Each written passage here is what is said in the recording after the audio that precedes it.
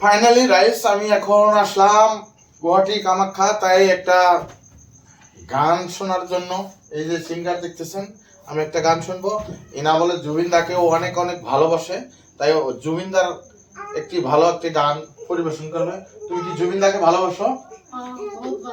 বহুত ভালো পায় নাকি? তাহলে তুমি জুবিন দার একটা গান, কি গান ভালো পাও? ভালো একটা গান গায়ে শোনাও তো আমাদেরকে। মনে মরে রসনা তুমি কি আর জানো না, সঙ্গে তো কাউ যাবে না,